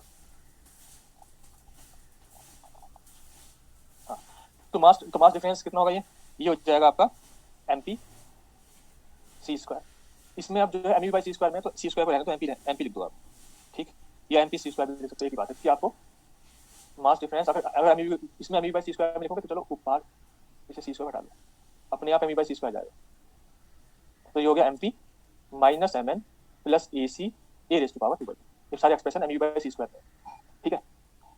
तो अब क्वेश्चन ये है कि आपका जो मास डिफरेंस है वो कार्बन और बोरोन का है, वो कितना है, डेल है, और आपका MP और Mn की वैल्यू दे रखी है 938.27 और ये है 939.57। यहाँ पे AC हो गया और ये हो गया 11⁻²। तो जो आपका फर्स्ट इन्फॉर्मेशन है वो क्यों दे रखी है, इससे आप AC की वैल्यू निकाल सको, यहाँ से आप AC की वैल्यू निकाल सको, इसलिए आपको फर्स्ट इन्फॉर्मेशन दे रखी है बोरोन की और कार्बन की, और इस AC की वैल्यू निकाल के आप मास डिफरेंस फ्लोरीन और ऑक्सीजन का निकाल सकते हो। तो AC की वैल्यू क्या आ गई, ये आएगी आपकी, ये जो डिफरेंस है, ये डिफरेंस कितना है, ये डिफरेंस है -1.3। तो अल्टीमेटली इससे आप लिखोगे AC equal to del plus 1.3 over 11⁻²। ये अभी आपका AC की वैल्यू आ गई, तो कांस्टेंट की वैल्यू है। A की पावर, देखिए A की पावर 2/3 आ गई, देखो पिछले वाले पेज पे देखो, लास्ट पेज पे यहाँ पे ए की ए मल्टीप्लाई में है और ए की पावर 1/3 नीचे है, इसलिए ए की पावर 2/3 आएगी सामने, ए की पावर 2/3। तो ये हो गई। अब जो है अब आप क्या करोगे, अब आप मास डिफरेंस निकालोगे, mass difference for A equal to 17, यानी कि फ्लोरीन ऑक्सीजन के लिए। तो वो फिर से यही होगा, आप फिर से यही लिखोगे, mp minus m n plus a c. अब की बार यहाँ पे आएगा 17 की पावर 2/3। यहाँ पे एमपी और एम एन के लिए हो जाएगा माइनस 1.3। उसके बाद एसी की वैल्यू आप यहाँ से रखोगे, ये हो जाएगी डेल प्लस 1.3 ओवर 11 की पावर 2/3, ये होगी एसी की वैल्यू, और साथ में 17 की पावर 2/3। ठीक है, तो अल्टीमेटली ये इससे सॉल्व कर लो, यहाँ से आ जाएगा। तो ये हो जाएगा इक्वल टू, यहाँ आ गया माइनस 1.3 प्लस ये हो गया डेल प्लस 1.3, और जो वैल्यू आपकी 17 अपॉन 11 की पावर 2/3 है, इसे आप सॉल्व कर लो। तो ये आ जाएगा माइनस 1.3 प्लस इसकी वैल्यू आएगी 1.336, जो ये इसकी वैल्यू है। इसमें एक तो डेल की मल्टीप्लाई और साथ में 1.3 की मल्टीप्लाई करोगे तो 1.73 आएगा। तो इसी आंसर आ गया आपका 1.336 प्लस 0.437। तो ये वैल्यू आ रही है आपकी MEV/c²। तो यहाँ पे एग्जैक्ट वैल्यू नहीं आ रही, इतनी आ रही है अप्रोक्सीमेट। तो आपका आंसर इससे आप कह सकते हो बी आ जाएगा। 1.39 नहीं आ रही, 1.33 आ रही है, और यहाँ पे 0.5 में आके 0.43 आ रही है। ठीक है, अब हम लास्ट उस पे आ रहे हैं, इसके लास्ट एप्लीकेशन पे।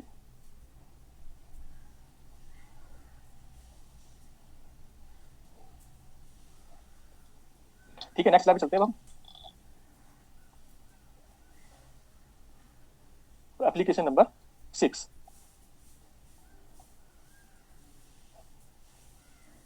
ये है आपका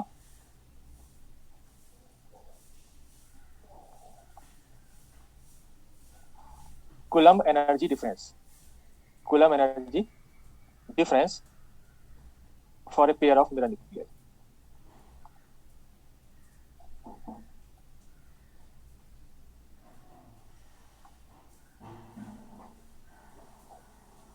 लास्ट स्लाइड ये है।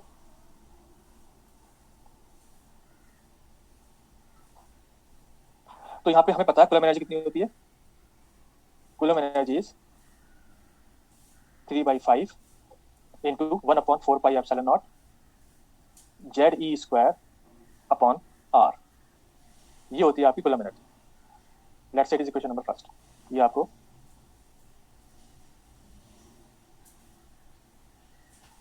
ये स्पेलिंग कूलम्ब की गलत है।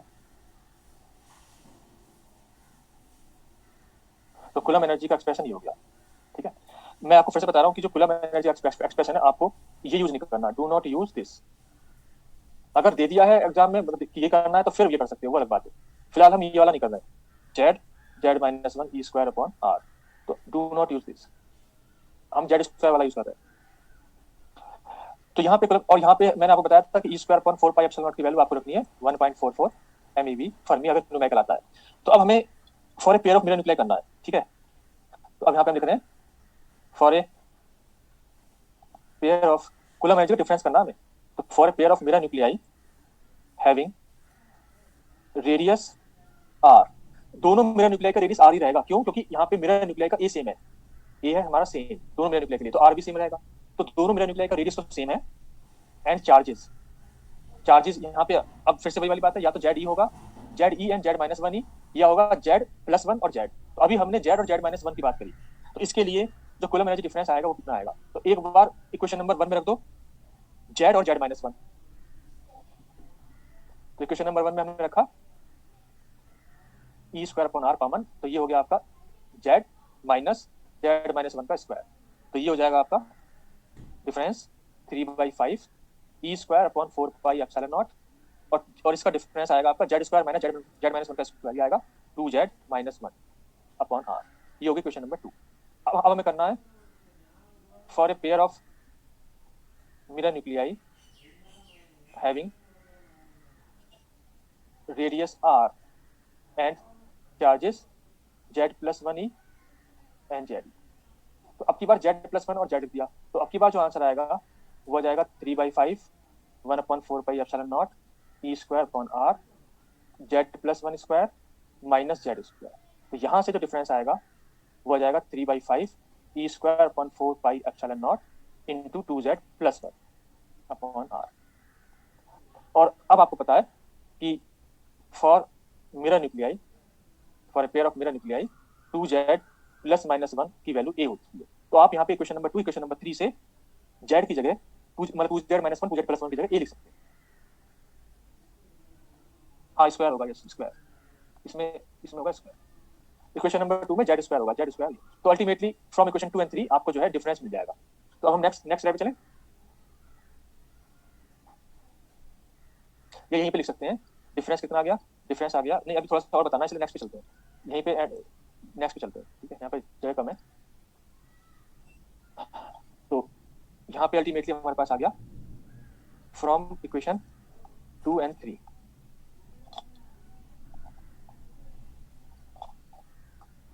Difference is equal to 3/5 e square upon 4 pi epsilon naught, और ये हो जाएगा a अपॉन r,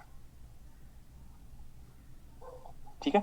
अब हमें पता है कि r की वैल्यू होती है r naught a raise to power 1/3। तो अगर आपको r नॉट के टर्म्स में एक्सप्रेशन चाहिए तो फिर ये हो जाएगा del E c is equal to 3/5 e square upon 4 pi epsilon naught, और ये हो जाएगा r नॉट, और यहाँ पे आ जाएगा a रेज़ टू पावर 2/3, ठीक है। ये हो गया। अब यहाँ पे एक चीज और है, आपको ये भी पता है कि जो कूलम्ब एनर्जी कोफिशिएंट होता है AC, उसकी वैल्यू होती है e square upon 4 pi epsilon not r not, AC की वैल्यू। और मास डिफरेंस होता है del m is equal to mp minus mn plus AC a raise to power 2/3, इसमें mev बाई c स्क्वायर में। तो आप यहाँ पे तो ये जो आपका एक्सप्रेशन है इसमें 3/5 भी आएगा शायद, है ना, AC में हाँ 3/5 आएगा। मैंने इसको पहले भी गलत लिख दिया क्या, यहाँ देखो ये 3/5 यहाँ से लिखा हुआ है, सबसे नीचे 3/5 से 3/5 भी आएगा, ये हो जाएगा 3/5। तो यहाँ पे AC की वैल्यू 3/5 भी है, तो इसका मतलब आपका जो डिफरेंस है कूलम्ब एनर्जी का, उसे आप लिख सकते हो AC a raise to power 2/3, ये भी लिख सकते हो।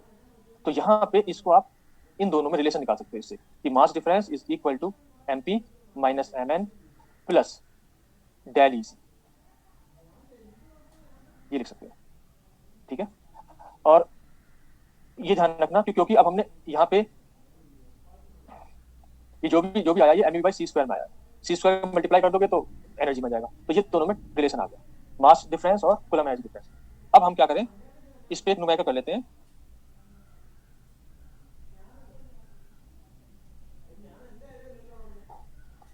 तो कूलम्ब एनर्जी डिफरेंस में न्यूमेरिकल क्या आ सकता है, या तो मिरर न्यूक्लियाई का रेडियस पूछ सकता है, या आर नॉट की वैल्यू पूछ सकता है, या कूलम्ब एनर्जी का डिफरेंस पूछ सकता है। तो और यहाँ पे एक चीज और है, यहाँ पे जो मैं लिखा था 1/4 pi epsilon not E square, इसकी वैल्यू 1.44 MeV फर्मी है। और ये मैं बार बार बता रहा हूँ कि इन ES units, electrostatic unit, 1/4 pi epsilon not की वैल्यू होती है 1.44 MeV फर्मी, क्योंकि इसमें 1/4 पाई एप्सिलॉन नॉट की वैल्यू, सॉरी ई स्क्वायर की वैल्यू कितनी होती है, क्योंकि 1/4 पाई एप्सिलॉन नॉट की वैल्यू 1 होती है। तो अब अगला जो हम न्यूमेरिकल करने वाले हैं वो नेट में जो क्वेश्चन आया उस पर करेंगे। तो अब नेक्स्ट स्लाइड पे चलते हैं। अब हमें करना पेज नंबर 24, क्वेश्चन नंबर 1, ये नेट दिसंबर 2011 में आया। क्वेश्चन क्या है, the difference in the coulomb energy between the mirror nuclei chromium 49 and Mn49 is 6। तो आपको डेल EC की वैल्यू दी है, assuming that the nuclei having a spherically symmetric charge distribution and that E square, अब E square को आप इन्होंने 1 MeV Fermi दिया है। तो पहली बात तो क्योंकि E square की वैल्यू दी है, ये इलेक्ट्रोस्टैटिक यूनिट में है, और दूसरा ये 1 दिया है ना कि 1.44, तो आपको 1 यूज करना है, 1.44 अब नहीं करना है। और आपको क्या चाहिए, रेडियस ऑफ Mn। तो रेडियस चाहे Mn का हो चाहे रेडियस क्रोमियम का हो सेम होगा, because radius depends on mass number, ठीक है। अब आप निकालो इसका आंसर क्या होगा। तो अब यहाँ पे फॉर्मूला हमने लिखा, फॉर्मूला हो गया हमारे पास del EC is equal to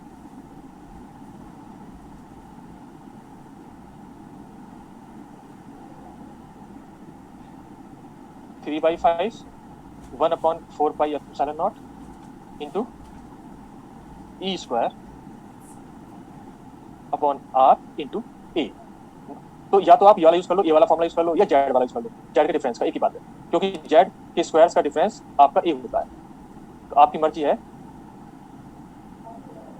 आप जेड वाला यूज करो या ए वाला यूज करो, दोनों से आंसर सेम आएगा। 25 square minus 24 square will be equal to 49। और यहाँ पे ई स्क्वायर की वैल्यू 1 MeV फर्मी दे रखी है, तो आप जो फॉर्मूला यूज करोगे वो विदाउट 1/4πε0 यूज करोगे। तो ये हो जाएगा 3/5 into e square into a by r. अब आप यहाँ पे डेल इसी की वैल्यू तो 6 MeV दे रखी है, ये हो गया 3/5, ये ई स्क्वायर की वैल्यू 1, ए की वैल्यू 49 अपॉन आर, तो यहाँ से आर की वैल्यू हो गई 3 इंटू 49 अपॉन 5 इंटू 6, तो ये वैल्यू हो जाएगी 4.9 फर्मी या फेम्टोमीटर। तो 4.9 10⁻⁻15 मीटर, बी आंसर हो जाएगा। बी नहीं, हाँ देखना बी होगा, ये होगा, बी होगा, बी हो जाएगा। ठीक है, तो आज के लिए इतना ही। तो लिक्विड ड्रॉप मॉडल हमने कंप्लीट कर दिया है। लिक्विड ड्रॉप मॉडल में जो सेमी एम्पिरिकल मास फॉर्मूला में जो हमने कहा था कि क्यू वैल्यू में जो एप्लीकेशन है वो हम क्यू वैल्यू में पढ़ेंगे, अभी हम नहीं पढ़ रहे। इसके बाद हम नेक्स्ट क्लास में स्टार्ट करेंगे सेल मॉडल, और ये जो भी मॉडल हम यहाँ पढ़ रहे हैं सभी इंपॉर्टेंट है, मॉडल्स में क्वेश्चन आने की प्रोबेबिलिटी ज्यादा है।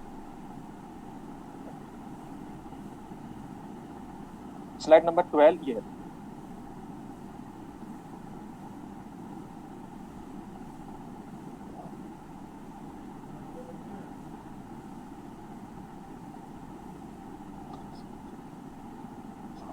अब आप पूछ सकते हो, आप अनम्यूट कर सकते हो किसी को पूछना हो तो।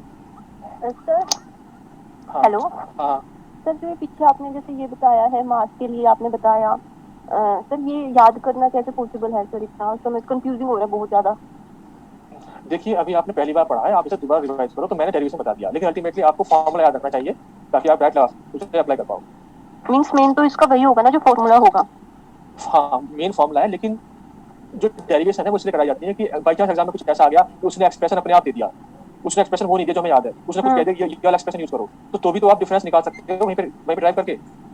उसमें बस मास नंबर और जेड की वैल्यू रखनी है और डिफरेंस कर देना, आंसर आ जाएगा। सर जैसे आपने इसमें बताया था ओड ए के लिए जो आपने बनाया था, सर ये बनाने तो नहीं आएंगे ना, ऐसा कुछ तो नहीं आएगा इसमें? नहीं ये नहीं आएगा, ये हो सकता है कोई थियोरेटिकल क्वेश्चन आ जाए, इस पे न्यूमेरिकल तो अभी तक नहीं आया मास पैराबोला पे, पर थियोरेटिकल अगर आ जाए तो उसके लिए हम कह सकते हैं कि अगर हमारे पास ए ऑड है तो केवल एक ही पैराबोला होगा, अगर ए इवन है तो दो पैराबोला होंगे। इस तरह से कोई क्वेश्चन अगर थियोरेटिकली आ जाए। सर एक मिरर न्यूक्लियाई का थोड़ा सा कांसेप्ट बता दो इसका। सर स्लाइड 18 दिखा देना। स्लाइड 18 है मेरा न्यूक्लियाई पे, मैं भी आ रहा हूँ। मेरा न्यूक्लियाई में हमने क्या कहा था कि हो सकता है आपने शुरू वाली क्लास ना की हो, तो शायद फर्स्ट क्लास में हमने बात की थी इसकी आइसोबार्स, आइसोटोप्स, आइसोमर्स, इस तरह से। तो वहाँ पे मेरा न्यूक्लियाई, तो मेरा न्यूक्लियाई में सिंपल हम ये कह रहे हैं कि दो न्यूक्लियाई मेरा न्यूक्लियाई तब होंगे जब एक में किसी उसके एक में नंबर ऑफ प्रोटॉन्स जो होंगे वो उसके दूसरे के नंबर ऑफ न्यूट्रॉन्स के बराबर हो जाएंगे। अभी मैं एक सेकंड जो है इनकी बात पूरी कर लें, अभी स्लाइड नंबर 11, और फिर मैं जो किसी जो वाइट स्लाइड है उस पर मैं बताऊंगा। नंबर 11 ही है सर। बस इसमें जैसे इसमें आज में तो मेन यही हुआ, जैसे इसका फॉर्मूला हो गया मिरर न्यूक्लियाई का, एंड कूलम एनर्जी डिफरेंस, यही हुआ ना इंपॉर्टेंट आज का, बस ये दो तीन। देखिए इंपॉर्टेंट की तो बात ऐसी है कि कहीं से भी कुछ भी आ सकता है, ठीक है। तो आप यहाँ पे हमने देखो, यहाँ पे हमने एक भी फॉर्मूला नया नहीं पढ़ाया आज, सब पुराने ही जो बाइंडिंग एनर्जी का फॉर्मूला जो हमने किया था उसी को हमने मैनिपुलेट करके बार बार कैलकुलेशन।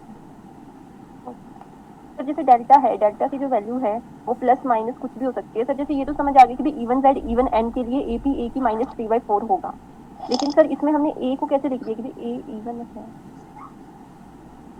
ये इवन है, ऐसा है कि वो हम कह रहे हैं कि आइसोबार्स है, आइसोबार्स के लिए ये सेम है, तो वो जो सेम है वो इवन भी हो सकता है और भी हो सकता है। वहाँ पे मेरा न्यूक्लियाई की बात नहीं चल रही, वहाँ बात हो रही है आइसोबार्स की, कि आइसोबार है जिनका ए सेम है जेड डिफरेंट है, तो उनमें कौन सा न्यूक्लियाई सबसे ज्यादा स्टेबल होगा। तो हमने बताया कि वो वाला होगा जिसका मास सबसे कम होगा। उसके लिए जब हमने मास पैराबोला ड्रॉ किया तो हमने देखा जिसका सबसे ज्यादा कम है वो मिनिमा है, जहाँ पे सबसे कम है वो वाला सबसे ज्यादा स्टेबल होगा। तो सारे के सारे न्यूक्लियाई डी के होके वहीं तक जा रहे हैं, बाई बीटा माइनस या beta plus. Excuse me sir. हाँ सर वो लास्ट क्वेश्चन में 1/4πε को यूनिट क्यों पुट किया सर? ये मैंने आपसे बताया कि एमकेएस यूनिट में वैल्यू होती है ई स्क्वायर पर 1/4 वैल्यू 1.4 लेकिन इलेक्ट्रोस्टैटिक यूनिट में ये 1/4 1 हो जाता है, तो ये डिफरेंट यूनिट है, तो उसमें भी ये वैल्यू सेम रहेगी। Okay sir, okay thank you sir. जो पेयरिंग एनर्जी है सर, उसमें बस मुझे एक कंसेप्ट नहीं आया समझ में। जैसे उसमें हमने लिखा कि z इवन है n इवन है, तो उसमें हमने लिख दिया this implies a is equal to even. देखिए जब आप दो इवन को जोड़ोगे तो इवन तो आएगा। और जब दो ओड को किया तभी भी इवन लिखा हुआ है। हाँ तो 1+3 4 नहीं होता। Okay okay sir. तो हमने नेक्स्ट कहा स्लाइड दिखाना। से नेक्स्ट स्लाइड, तो हमने कहा कि अगर इवन इवन है या ऑड ऑड है तो उसका मतलब ए इवन है, तो उसके लिए 2 मेरा निकले आए क्योंकि पेयरिंग एनर्जी की वैल्यू 2 होगी। और जब केस ऐसा है कि इवन जेड ऑड है या ऑड जेड इवन है जिसके लिए मास नंबर एक ऑड होता है, उसके लिए एक ही मेरा एक ही ये तो आया। n माइनस जेड के इक्वल होता है ना। n माइनस जेड के इक्वल ए होता है, ऐसा ऐसा ऐसा थोड़ी होता है। n प्लस जेड ए होता है, n प्लस जेड ए होता है। Number of neutrons plus protons ही तो ये होता है। ओके अगर आप हाँ नेक्स्ट स्लाइड, ये है 24th 4th।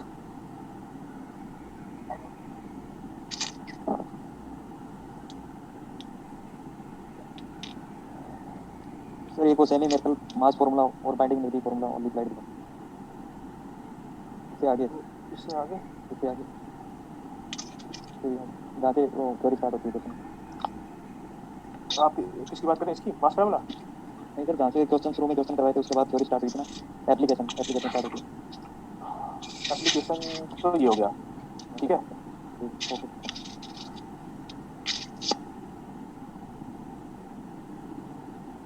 ठीक है, कोई और सर क्वेश्चन? सर आपने ये जो मिरर न्यूक्लियर का जो पार्ट है ये आपने किधर से मतलब एक्सट्रैक्ट किया हो? देखिए ये सब कुछ आपको इंडियन मैथमेटिक्स बुक से मिल जाएगा। जो ये फॉर्मूला, जैसे अभी मैंने आपको फॉर्मूला ड्राइव कराया, ये मास डिफरेंस और प्लमाइज डिफरेंस का, ये आपको मैंने पढ़ाया वो तो है पांड्या यादव की बुक, पांड्या यादव, ठीक है। तो लेकिन ऐसा नहीं है कि सब चीज़ उसी से मतलब कुछ किसी और से भी हो सकता है, जैसे एस एन घोषाल है, DC तायल है। तो मेरा कहने का मतलब यह है कि आप जो है जो अवेलेबल बुक है एक ही पढ़ सकते हो एक बार में, तो आप एक कंसल्ट करो, सारी बुक ना खरीद सकते ना पढ़ सकते ना, इतना टाइम होता। तो आप जो यहाँ पर सर ये टॉपिक्स हर क्लेम में उतना अच्छे से नहीं दिया है। देखिए बात यह है कि क्रेन में जो है थ्योरी ज़्यादा है और उसमें अंडरस्टैंडिंग के पॉइंट से आप पढ़ सकते हो, पर बहुत बल्कि बुक है। तो मैंने शुरू में कहा था कि अगर आप बुक्स पढ़ना शुरू कर दोगे तो प्रॉब्लम क्या है, बुक पढ़ना बहुत अच्छी बात है और मैं मना भी नहीं कर रहा कि आप बुक ना पढ़ो, लेकिन प्रॉब्लम क्या होती है कि सिलेबस इतना ज़्यादा है और हम लोग यहाँ पे कई घंटे की क्लास लेते हैं, तो उसको कवर करने के लिए आप जो पढ़ाया जा रहा है पहले उसे कर लो, एक्स्ट्रा टाइम मिलता हो तो बुक पे जाओ। क्योंकि बुक पढ़ने का समय तो MSc में या BSc में था, अब इस समय क्या है, अगर जब हमारे लिए इतनी मजबूरी है, हमें 5 मंथ में सिलेबस खत्म करना होता है, तो अगर मतलब ये सालों साल तो चल सकता सिलेबस, लेकिन उसको स्टूडेंट मतलब उस स्पीड को शायद नहीं पकड़ पाते। तो वहाँ गलती वो यही कर देते हैं कि वो जो है बहुत अच्छा पढ़ने के चक्कर में क्या होता है कि वो पिछड़ जाते हैं। तो मैं कहना चाह रहा हूँ कि आपका फोकस पहले कॉम्पिटिशन निकालना है, और कॉम्पिटिशन निकालने के लिए आप सिलेबस को पहले एक तरह से घेरो, यानी कि सिलेबस को पूरा करो, भले ही आपका अंडरस्टैंडिंग थोड़ी कम हो रही हो, सेकंड डिवीजन में हो सकता है अंडरस्टैंडिंग बढ़ जाए। मैं सर थोड़ा सा इंटरव्यू पर्पस से मैं आपसे पूछ रहा था इसलिए। देखिए इंटरव्यू के लिए भी प्रॉब्लम यही है कि इंटरव्यू के लिए भी हम जो पढ़ रहे हैं यहाँ पे नेट में, उससे इंटरव्यू बहुत ज़्यादा, मतलब ये मैंने कह रहा कुछ भी नहीं समझ में आएगा, इंटरव्यू यहाँ से हेल्प मिल रही है, लेकिन फिर भी इंटरव्यू के लिए थोड़ा अलग से अप्रोच होती है। उसमें थोड़ा सा हम जो है ये देखते हैं कहाँ पे इंटरव्यू ले रहे हैं। मान लो कोई इंटरव्यू ऐसा है जहाँ पे मान लो बाहर में इंटरव्यू दे रहे हो और जिसमें न्यूक्लियर फिजिक्स पूछ सकते हैं, तो उसमें फिर आप अलग से नॉलेज दो, जैसे न्यूक्लियर रिएक्टर्स की लो, न्यूक्लियर एक्सीलरेटर्स की लो, ठीक है। और उसके अलावा एक्सपेरिमेंट्स में जो हमारे जो डिटेक्टर्स होते हैं, ठीक है, GM काउंटर, प्रोपोर्शन काउंटर, उनकी लो। अच्छा सर इसके लिए कौन सा बुक अच्छा है? जो मतलब नीलमैन का बुक है वही अच्छा है, जो ग्रीन कलर का एक बड़ा बुक आता है एक्सीलरेटर्स के लिए? देखिए मैंने भी सारी बुक नहीं पढ़ रखी है, न्यूक्लियर अगर हम न्यूक्लियर पे पहुंच जाए तो थाउजेंड्स ऑफ बुक मिल जाएगी टेबल न्यूक्लियर की। नहीं मैं पर्टिकुलरली बोल रहा हूँ जो एक्सीलरेटर है, जो डिटेक्टर है, इसके लिए। हाँ, इसके लिए आप जो भी आपके पास अवेलेबल है, जो आप कोई भी एक बुक ले सकते हो। इसमें भी बहुत मुश्किल काम है कि हम कहते हैं कि ये वाली बुक अच्छी है दूसरी नहीं है, प्रॉब्लम ये है, ठीक है। तो आप कोई भी एक बुक ले लो और उसमें थोड़ा पढ़ लो कि उसकी थोड़ी थ्योरी की क्या उसमें बेसिक चीज़ें हैं, हम एक्सपेरिमेंट में क्या क्या चीज़ डिटेक्टर के लिए क्या करते हैं, एक्सीलरेटर के लिए क्या करते हैं, इंसिडेंट करें तो कैसे करेंगे इंसिडेंट पार्टिकल को, तो अल्टीमेटली और फिर किस चीज़ पर डिपेंड कर रही है आपकी जो भी है। सर आप कौन सा बैकग्राउंड सर? देखिए मैं रिसर्चर तो नहीं हूँ, तो लेकिन मतलब मैंने वैसे मेरी जो रिसर्च है वो स्पेक्ट्रोस्कोप पे है, न्यूक्लियर फिजिक्स में, पहली बात। लेकिन इसका मतलब ये नहीं है कि मैं बहुत बड़ा रिसर्चर हूँ। दिक्कत क्या है कि इंडिया में क्या होता है, 2-3 पेपर पब्लिश होते हैं, वो सोचते हैं हम रिसर्चर हैं। इंडिया में रिसर्च कहाँ हो रही है? रिसर्च का मतलब वो होना चाहिए जो जिसमें जनरल पब्लिक को फायदा हो। केवल पेपर्स पब्लिश करना रिसर्च नहीं होती, लेकिन हाँ हम अगर आगे बढ़ना है तो ऑब्वियसली पेपर हम अगर और पिछड़ रहे तो पेपर भी पब्लिश करने पड़ेंगे। लेकिन मेरा कहने का मतलब ये है कि हमें लगता है कि हमें न्यूक्लियर फिजिक्स में इंटरेस्ट आ रहा है, लेकिन इसका मतलब ये नहीं है कि आप न्यूक्लियर में रिसर्च करने बैठ जाओ। ये हमें लग रहा है हमारे, तो उस पर बहुत सारी बात डिपेंड करता है कि हमारा मतलब लैब कैसी है, हमारा गाइड कैसे है। मान लो आपकी लैब भी अच्छी है, आपका इंटरेस्ट भी है और गाइड हेल्प नहीं करे तो ही बेकार है, वो परेशान कर रहे हैं। या मान लो गाइड अच्छा है पर वहाँ पे कोई रिसर्च नहीं हो रही तो ही बेकार है। तो बहुत सारी बातें हैं। ऐसी MSc में हम बात करें तो MSc में कोई जरूरी नहीं है कि IITs में बहुत अच्छी पढ़ाई होती हो, क्योंकि वो स्टूडेंट इतने अच्छे लेते हैं, उन्हें पढ़ाने की जरूरत नहीं पड़ती, वो थोड़ा सा बताते हैं तो सब कुछ हो जाता है। और इसका मतलब मैं कहना चाह रहा हूँ कि स्टूडेंट पे ज़्यादा निर्भर करता है लेकिन हाँ ये जरूर है कि IIT का जब टैग लग जाता है तो उससे फायदा होता है, चाहे आप वहाँ से MSc करो, मतलब IIT में तो एग्जाम्पल लिया है, अदरवाइज तो जस्ट एक्सक्लूड IIT से बेटर किया मैं, ठीक है। अच्छा तो अगर आप इंटरव्यू की बात करो, चाहे वो MSc के लेवल की बात करो, चाहे PhD के लिए बात करो, चाहे MTech के लिए, उसमें आप अपनी अंडरस्टैंडिंग को बढ़ाओ, जो भी आपके दिमाग में जो भी क्वेश्चन उठता हो उसके लिए आप बुक खोल के देख लो। और वैसे कोई जरूरी नहीं आपको बुक खोलनी है, आप सीधा नेट पे टाइप कर दो गूगल पे कि भाई तो उसके बारे में कोई ना कोई PDF आ जाएगी, उसे पढ़ लो, और आपको जो भी अच्छी लगे उसको आप फिर प्रिंट आउट निकाल लो। पूरी बुक पढ़ने की जरूरत नहीं है, ऐसा कुछ। हाँ सर, सर ओके सर। ठीक है, इस क्लास को एंड करें। हाँ सर कर दीजिए। ओके।